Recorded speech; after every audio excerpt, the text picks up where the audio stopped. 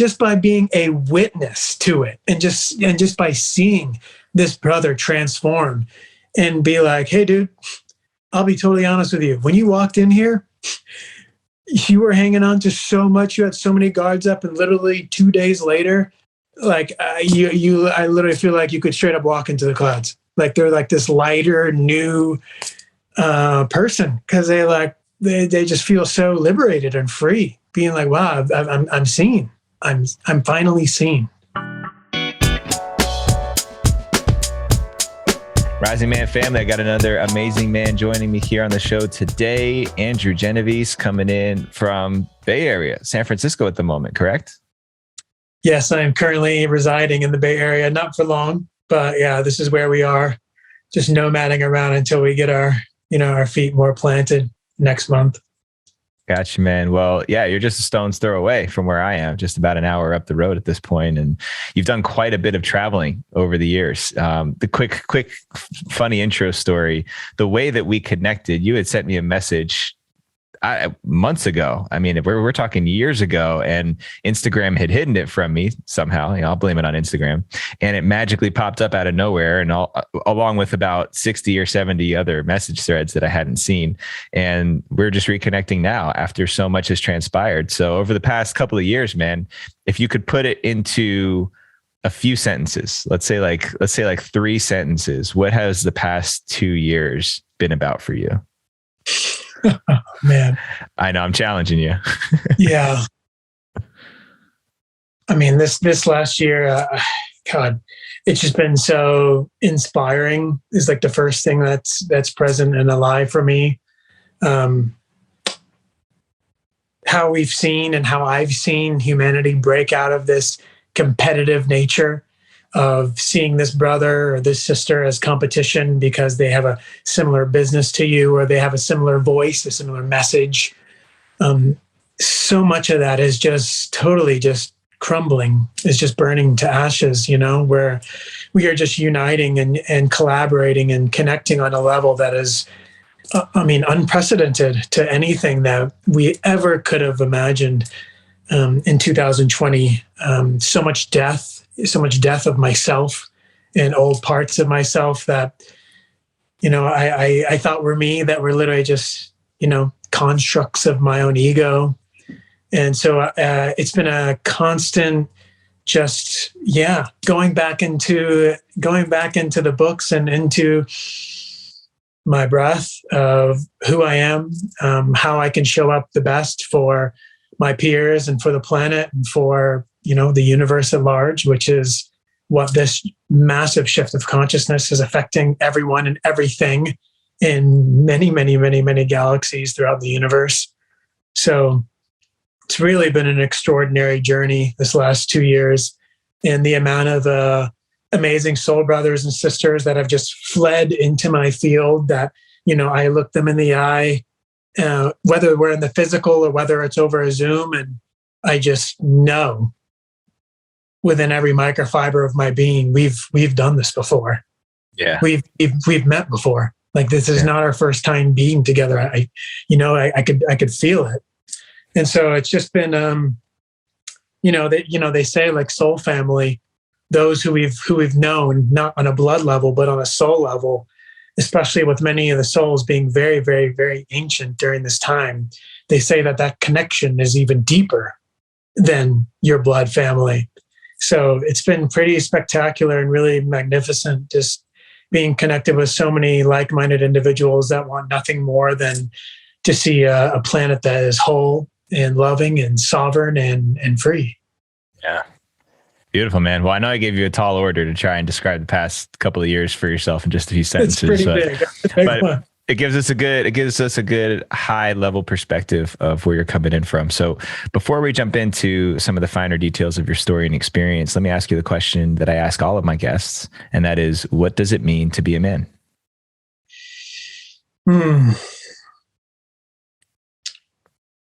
Yeah. I mean, what an incredible question to start off this conversation, right? One thing I said in a transmission I did recently, with an online workshop I did was, and the funny thing was, it was about 85% sisters, women on the call, and probably only just a handful, maybe like 5 or 6, 7 men on the call. And I just said, sisters, you must hold compassion for your spouse, for your partner, your husband, your son, your brother, blood brother, or your soul brother.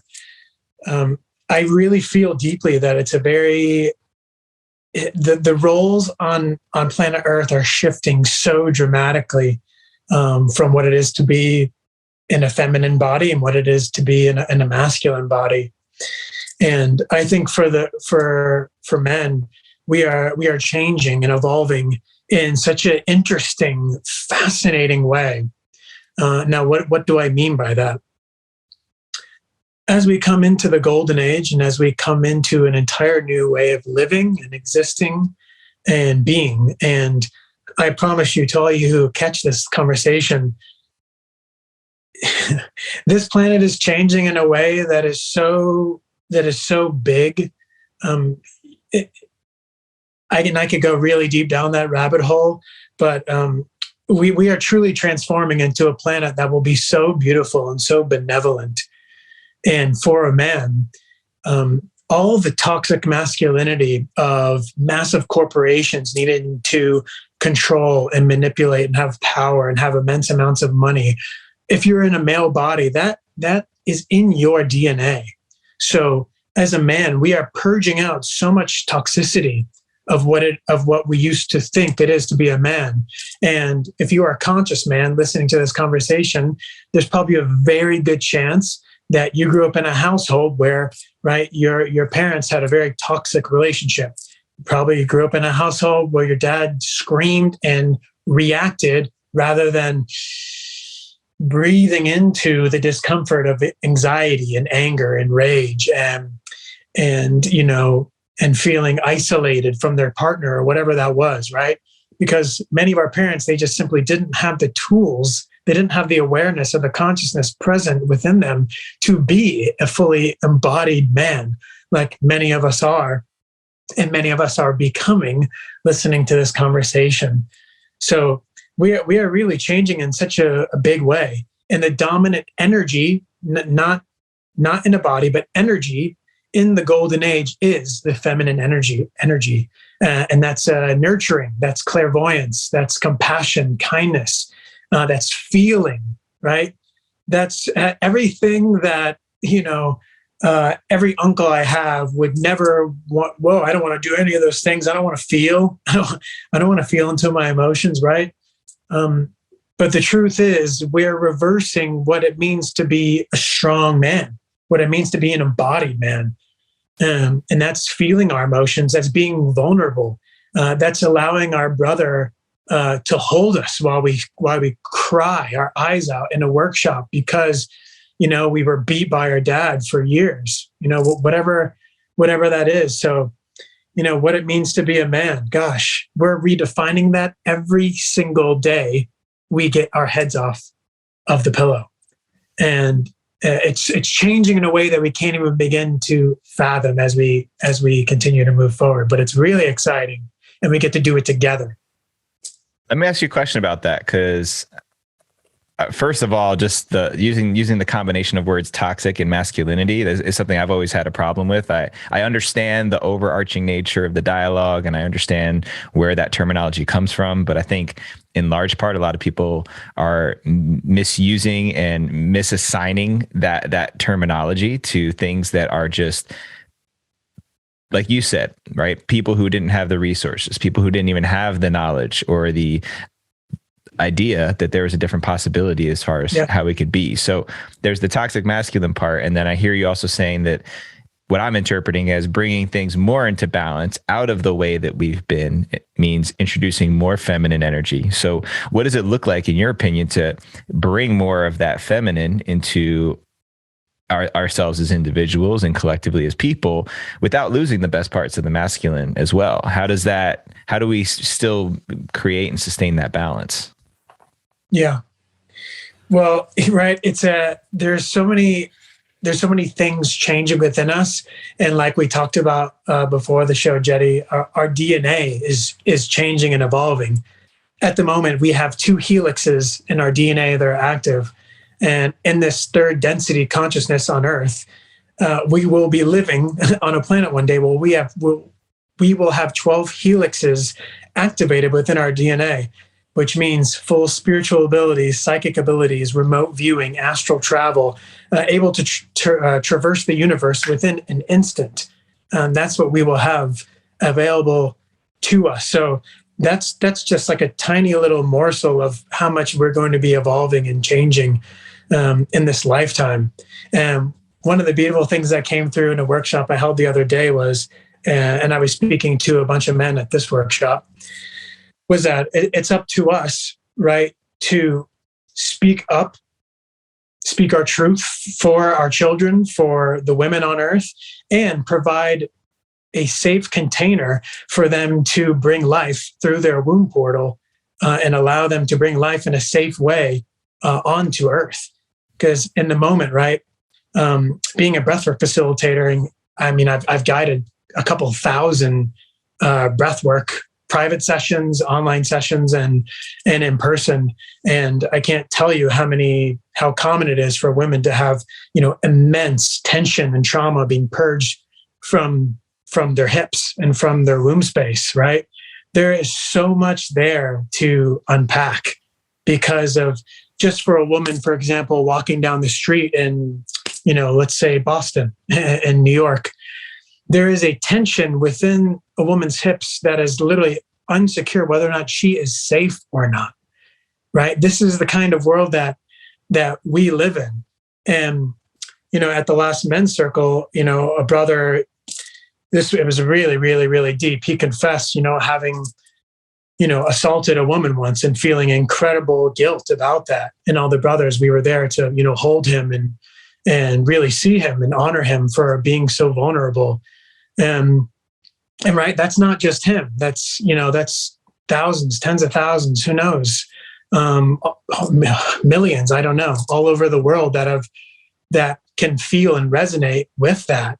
So we have to, as a man, we have to be able to see one another and come from a place of non-judgment and understand that on a soul level, right, these are just one of the many things that we took on for our soul to learn as we leave the Dark Ages or the Kali Yuga, completing a 26,000-year cycle and many other cycles on Earth, and coming into, the Garden of Eden, or the Golden Age, the Age of Aquarius. So let's dig into this a little bit, Andrew. I love that you're bringing up this topic. And one of the things I also appreciated you saying is that you see yourself as a bridge between the esoteric spiritual conversation that a lot of us, myself included, sometimes even gets just distracted by or has difficulty accessing. What does that all really mean and represent?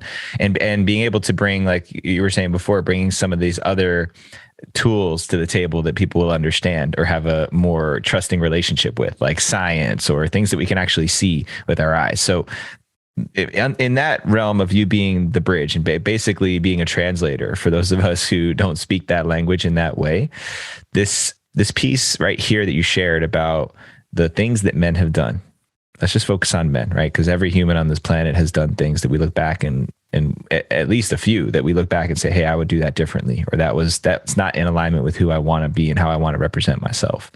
Here we are in the wake of Will Smith smacking the shit out of Chris Rock at the Oscars yesterday, and it's bringing a huge conversation to the forefront. Is physical violence okay? Is that justifiable? Is that something that was completely unwarranted and unnecessary, or is that on the other end of the spectrum a totally what's the word I'm looking for? A totally acceptable way of defending and protecting somebody that you love and care about, and seeing the disparity between how people view this. I'm just interested in your perception of the things that we have done as men, whether it's assaulting or sexually abusing, taking advantage of somebody, violence with our words or with our physical actions against other people, and genuinely showing remorse for it and a desire to make right moving forward. When we live in a society where all it takes is one smack at the Oscars to completely change the public perception of somebody and the way that people treat other people. So I lay all that out there because I'm really interested and curious about your perspective on this and where we might be able to go with it. Yeah. Yeah, no, it's really, really fascinating, right? There's some people in my corner that were like, oh yeah, 100% that was scripted. That was not, they're actors, right? That's literally, they're the best of the best. Will Smith. That's literally what he does. Was it authentic? I don't know, but I found it really interesting that it is to happen right now as, we see the COVID narrative literally just crumbling at the seams. And so much has manifested literally just in the last 4 or 5 weeks. I saw just a dramatic change on the planet energetically within myself and, viewing what's happening around me physically since we hit February 22nd, which was, right, the 2222222 portal in a very, very, very powerful day for this planet and for many, many, many, many planets that are connected to this, universal ascension. So, yeah, I don't know. It's like, is it acceptable? You could go on both sides of the coin. In one sense, I was like, well, for my goddess, I would literally get run over by a train 30 times over because, she's my universe, and I would protect her. And things happen within me when I feel like I need to protect her that I know is part of old past lives and being a leader and a warrior and being frickin' burned at the stake on Earth before. So I can resonate with him and feeling this like just fire that like no one steps on my partner's toes like that. I would do anything to defend her. And then there's the other side of the coin.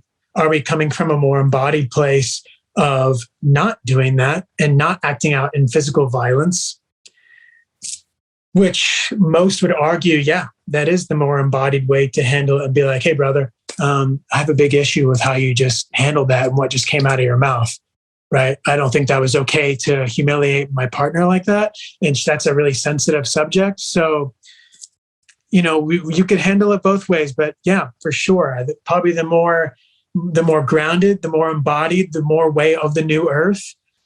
I think when we're 25 years in from now, if I have a problem with you, Jetty, I'm going to say, hey, brother, can I talk to you over just in private really quick?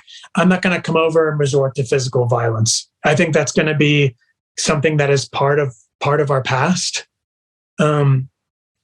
Will certain situations extend that? Yeah, sure, maybe, But I know as an embodied man, it's going to have to come, for me, what feels in resonance at least is coming from a very grounded and calm place and not acting out in anger and rage and in violence, pulling you to the side and be like, hey, brother, I want to have a really radically raw conversation and I just want you to hear me without being triggered. Yeah. Well, this is great, man, because for me, I consider myself a naturalist or at least someone who subscribes to naturalism.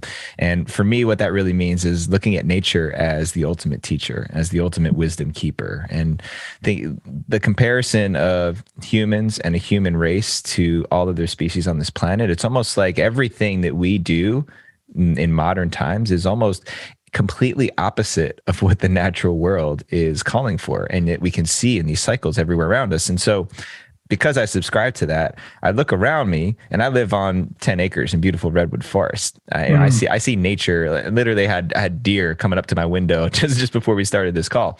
Epic. I see the nature cycle, the circle of life happening in front of me all the time, like very directly in front of my view. And the reality to me is that nature is violent. Like there's a lot of violence in nature, because we as humans, we don't engage in the world in the same way that most other species do. We're so removed and blinded from the reality that nature is violent. In order for many of the Earth's creatures to eat, they fight, they kill, they eviscerate and ravage flesh. Like that's something that actually happens on this planet so that some forms of life can continue. So I think So what are your thoughts on that? Where does that fit in with this idea of a new earth that you're talking about? Yeah, for sure. I mean, that's a conversation that can come up a lot. And and God, yeah, right. That almost segues into like, eating animals and consuming animals and killing animals, right? And a lion is going to continue to hunt down a gazelle for its food, to continue to live, because it is a carnivore. That's what it does, right? And obviously same with many other species of animals. A coyote is going to continue to find a mouse or a rabbit, or unfortunately even eat a cat that escaped from the house that's in the hills of California. And that's what it's going to do, because it needs to eat. It needs to continue to survive. Now, you segue that into humans. Is that necessary to commit violence? Right? I think we're talking about two separate different things. I don't think we need to resort to violence when we're feeling really agitated or literally at our wits' end. We've literally had everything happen this week. We lost a family member. We've lost our job. All of a sudden, we're literally in financial problems, right? When we're at our wits' end, can we be grounded enough to not act out in an ungrounded, unembodied way and possibly punch someone in the face or slap someone, or literally put your hands around a brother of yours that's a good friend, without being like, hey, I just want to talk to you and I'm feeling like literally like I'm about to explode. But can you go to a place within yourself, tap into your central nervous system and have a cool and collected conversation? I don't think we're going to be resulting to violence like we once did, as we continue to live in a world that is so peaceful and harmonious, like peaceful beyond our wildest imagination. I mean, true nirvana. That's what we're going to be living in this lifetime. That is what Sri Satyasai Baba, who is the reincarnation of Shiva, he passed away in 2012. He did huge talks all over India, in front of thousands of people in the 70s, 80s, 90s. And he would say that in every single talk that he gave, the existence that awaits us in this lifetime is like no world you can even begin to even try to fathom in your wildest imagination. And he knows some stuff, right? He's the reincarnation of Shiva. He is a manifestation of the source. So he knew things that very, very, very few people knew, especially leading up to this last couple of decades.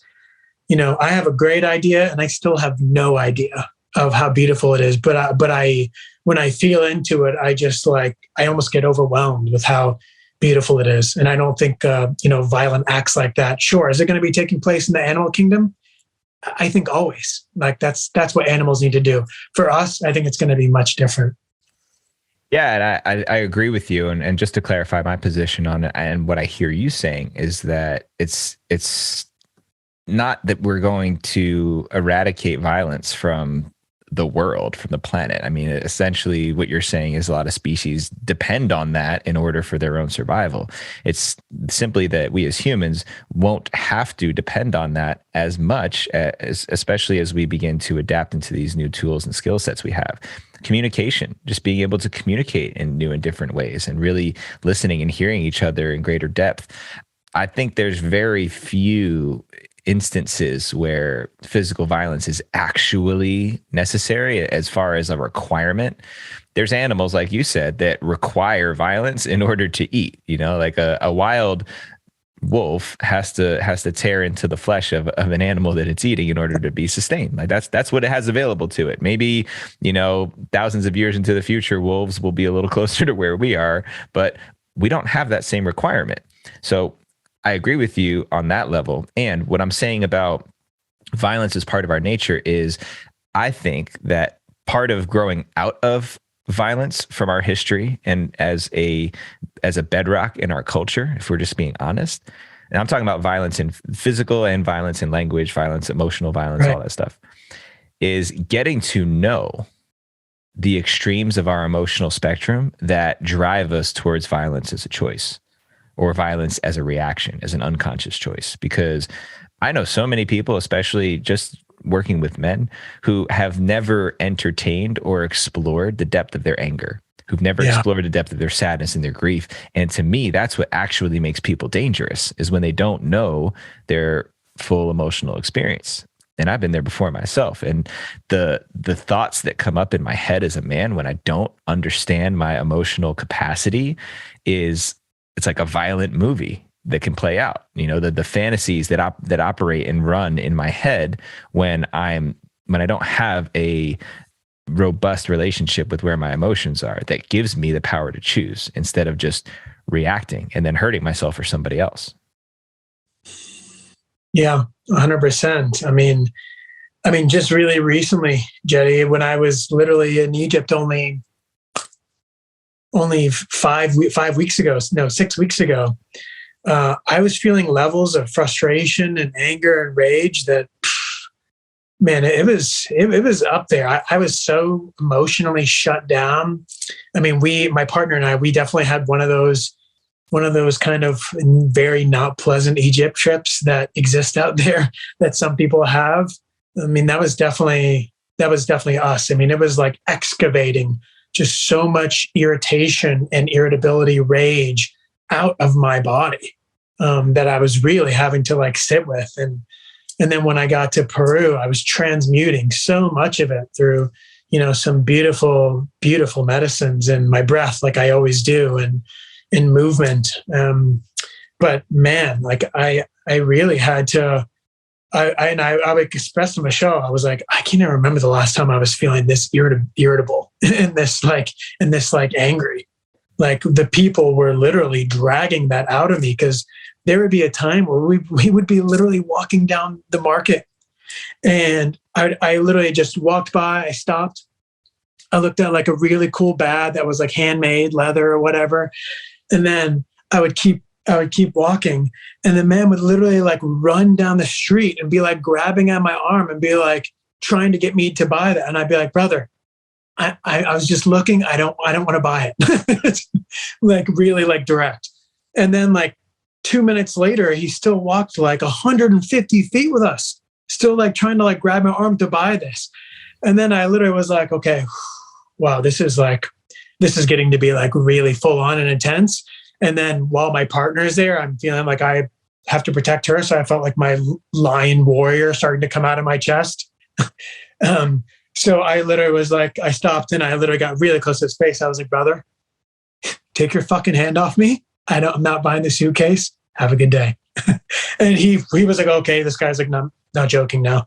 And then he turned around and he went back to his shop. But that happened like 3 or 4 different times throughout our 2 weeks there. It was, I've been to like 45 countries, and it was the first, I'd never been pushed that much in such a short time period, with just the culture there. Yeah, it was a really, really fascinating experience. Yeah. Yeah, it makes me think of, first of all, thanks for sharing that story. I think it's really important for people to hear that. There's so much shame that has been generated over the years about our emotional experiences and the lengths that we can get driven to because of what we're feeling internally. So anytime that a man shares an honest experience of being pushed to the brink, I really appreciate that. And it makes me think of something that one of my buddies told me once. Let me see if I can get it right. He was talking about how it's important for us as men to have a clear relationship with the strength of our masculine power, the part of us that could, rip somebody in half if we needed to protect our family or protect our livelihood or our way of being, but that we have the command and the mastery not to go to that place. So I think he described it as, everybody knows I've got a sword, I just don't ever have to take it out. Right. Just commanding that presence everywhere that we go, and learning to assert ourselves in powerful, productive ways. To me, that's the difference. To me, that's where I see us, especially as men, evolving towards, because so much of what has created this narrative of toxic masculine and dangerous men in the world has been men not having a masterful relationship or command of their emotions and the way that we communicate them that doesn't harm ourselves or others or other people. Yeah, I totally agree, Jody. Something kind of struck within me when you said that. When I was in Guatemala, I met a brother. He was staying in the place that I was, and he was from Germany. And we started talking about my work and health, freedom for humanity, and breathwork. And then he said, I don't feel it's appropriate or safe to be expressing like anger in like a loud fashion. Like I think that's like really bad for one's central nervous system. And I said, do you mind if I share my personal and professional opinion? And he was like, yeah, sure. I was like, brother, take it or leave it. But I was like, honestly, I've guided breath workshops for thousands of people. And I believe in the exact opposite of what you said. I provide a radical healing container for men and women when they start feeling like, their ex-partner that they had in university that used to be physically abusive to them and tell them that they were worthless and they were no good and that they couldn't do anything and, they weren't pretty enough or whatever that was.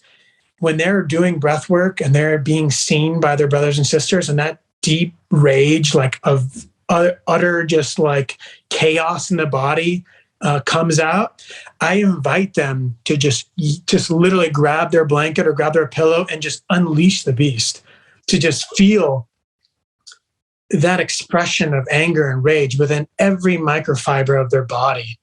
And when they are given that permission to express that in a safe, loving space where they're held and they're not being judged and they're being seen, and there's just this wide open, just arms for, give it all in here. Just show it all. Show everyone.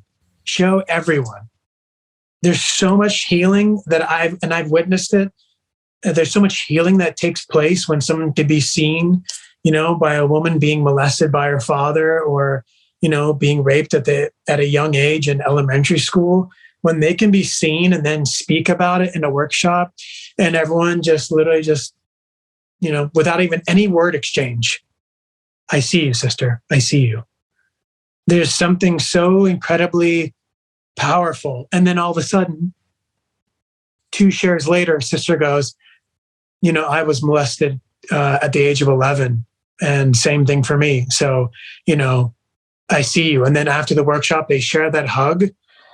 I mean, this stuff is like, I'm almost getting emotional just talking about it.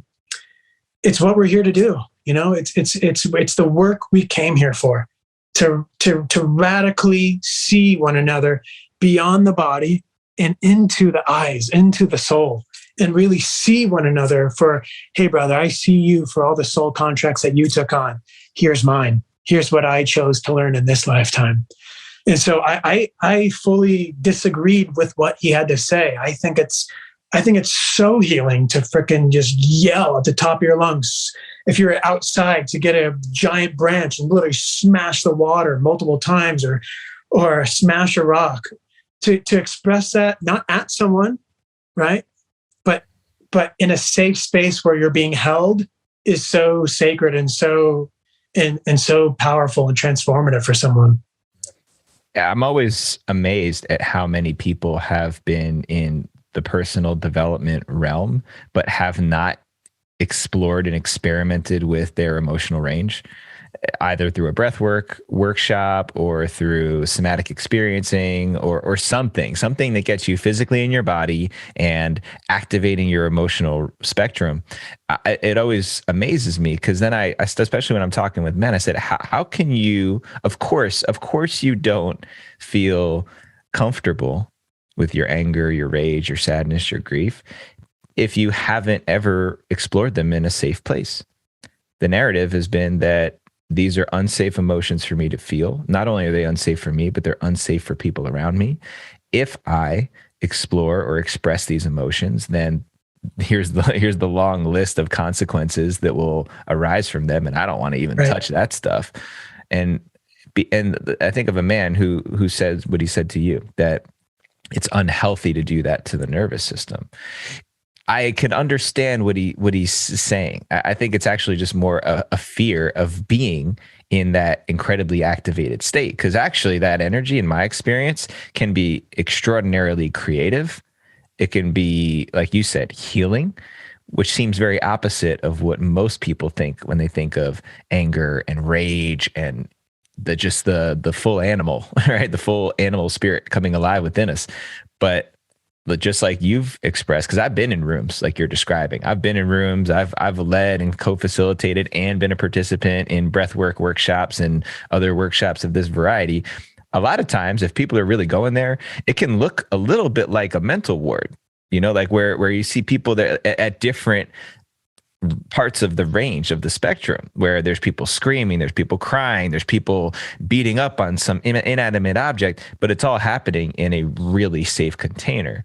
And at the end of it, there's laughs, there's smiles, there's people taking naps. It's amazing how much emotional space is cleared and healed just by creating a space where people can explore that, oftentimes for the first time ever.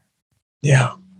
It's really, man, it's just so beautiful when you get to see this big bad brother with giant forearms and tattoos all over his hands and wrists.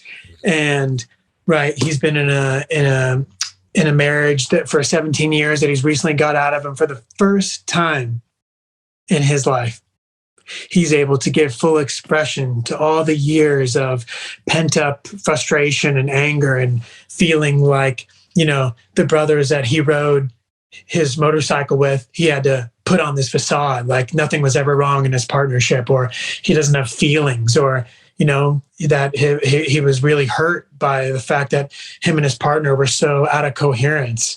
To be held like that and be seen like that, man, it's incredible. it's so special. Like, you get so much soul medicine just by being a witness to it, and just by seeing this brother transform and be like, hey dude, I'll be totally honest with you. When you walked in here, you were hanging on to so much. You had so many guards up, and literally 2 days later, like I literally feel like you could straight up walk into the clouds. Like they're like this lighter, new person, because they just feel so liberated and free, being like, wow, I'm seen. I'm finally seen. Yeah, and it seems like a lot of distance to cover, right? Especially thinking of the legacy of manhood and masculinity that we all come from. That to make those types of shifts, even in just one lifetime, right? Even let alone making sure we don't pass on these things to our kids, but being able to access those insights and to evolve within a lifetime seems like a lot of distance to cover. So you seem like somebody to me who is very, not only optimistic, but seemingly very certain that we are going to cover some massive territory in just one short lifetime. So my curiosity goes to what gives you that confidence, and what do you think it will actually look like for that to continue changing and growing and evolving over these next, call it, a few decades? Yeah. Pretty powerful question. One thing I stated at one of the events I spoke at last year was this: as a society, we need to stop outsourcing our science, our information, and what we believe to be true from someone on a television. Your whole body is made of truth. This right here is literally the universe. Within inside your DNA is the genetic blueprint of the universe. So rather than continuously being like, hey, is that true? Can you show me an article on that? Like, can I see the science? No. Close your eyes, take 50 deep breaths, and ask yourself, is this true? Is this truth? Feel whether or not you have a contraction or an expansion.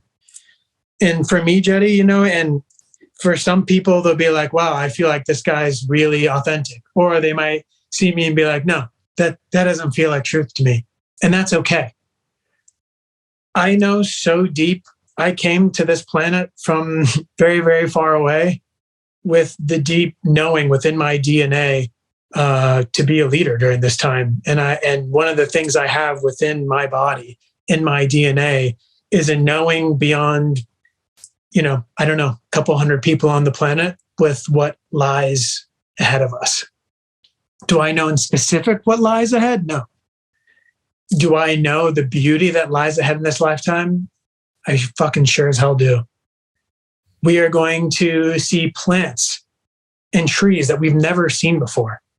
We are going to see species of animals appear on Earth that we've never seen before. How is that possible? Because planet Earth has a living library of consciousness that not one planet throughout the entire universe and multiverse has. I know that's really, really big, but and I could go really deep down a rabbit hole. But I'm just going to say this: planet Earth is special beyond our wildest imagination, and you, myself, and all the other powerful light warriors that have come here during this time are unlocking that living library of consciousness within Earth. You won't even recognize this planet in 40 years from now. It will literally be as if we literally astral traveled through a wormhole millions of miles away into another planet. I mean, that's literally what our existence is going to be. And trust me, we will see it in our lifetime. And for those who are going to watch this, just feel into how much you've seen change in 2 years.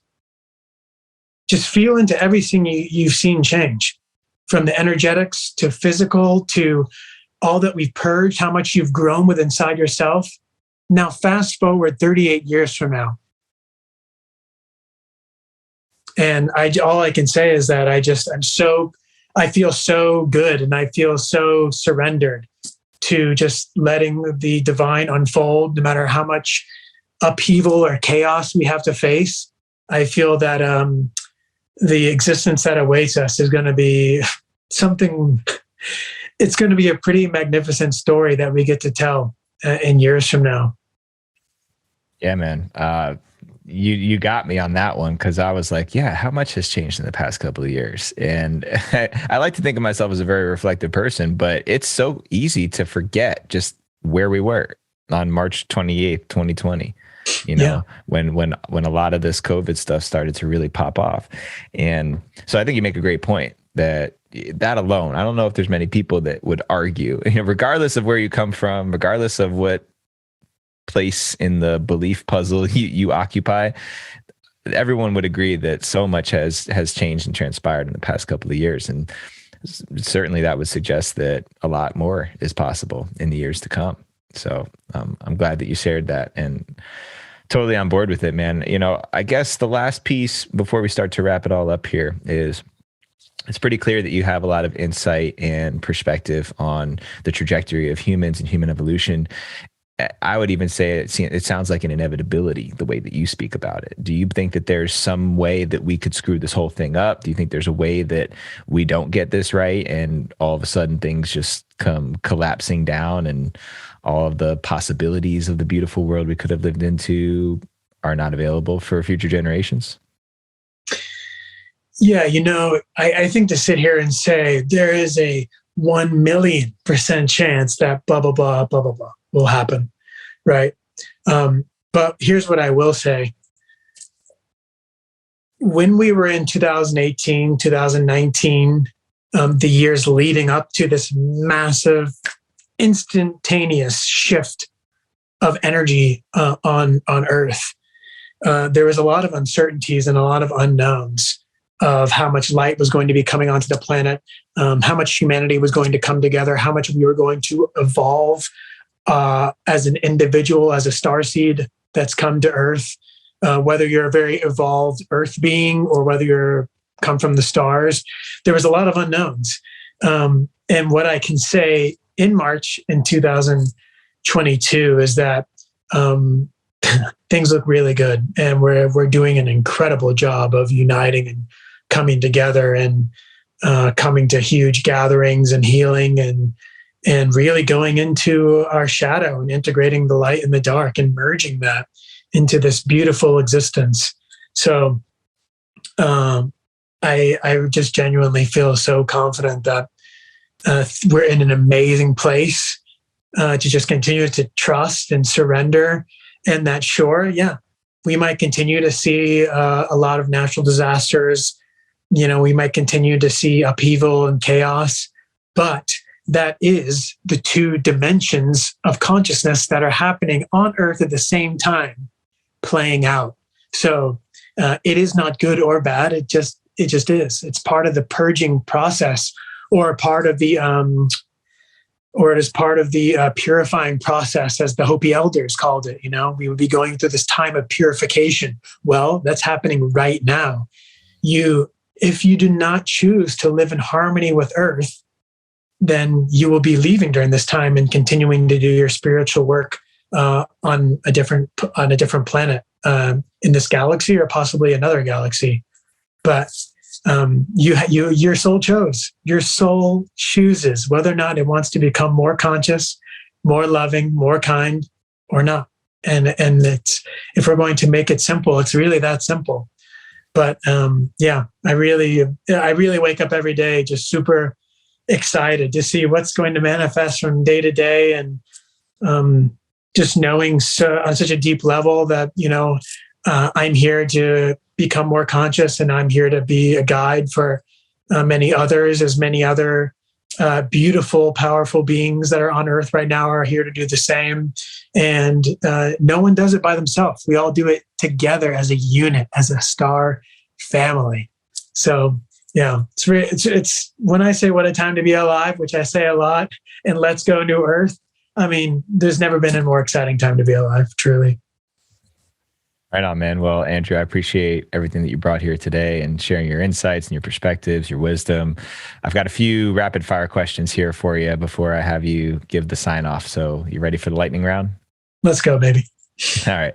So what is one thing you've learned in your life you wish you knew when you were 18? I wish I would have known about breathwork. Good one. And what do you think is the most important value to have as a man?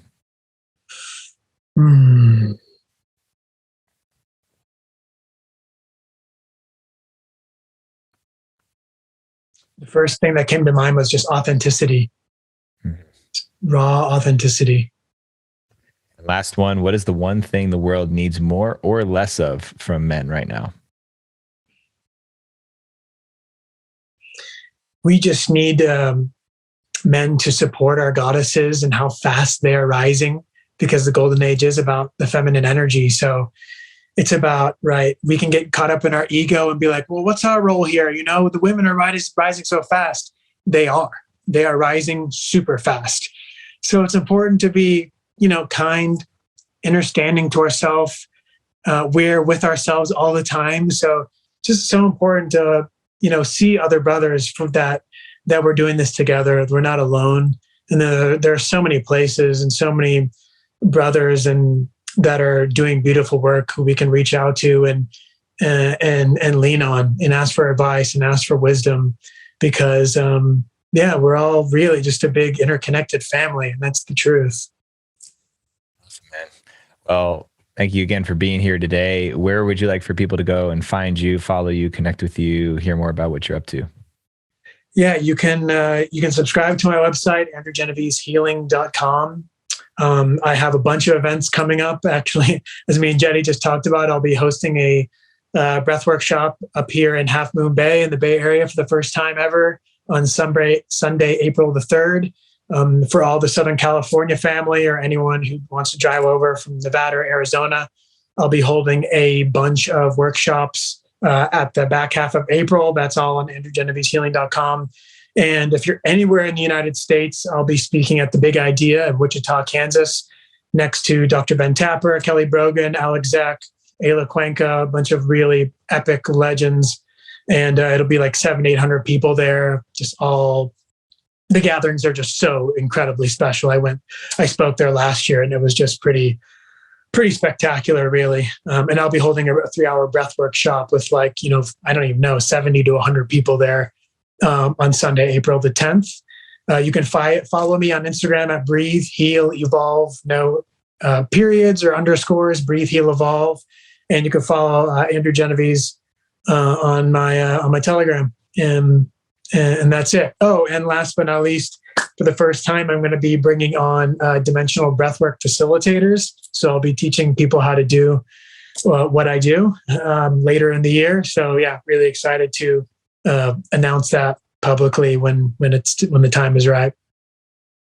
Andrew, well, hey man, it's been great to get to connect with you and get to know you a little bit more and capture this conversation for others to benefit from. Appreciate the work that you're doing out there in the world and your optimism and your perspective on where we're heading, and wish you the best of luck from now into the future. Jetty, thanks so much for having me on, brother.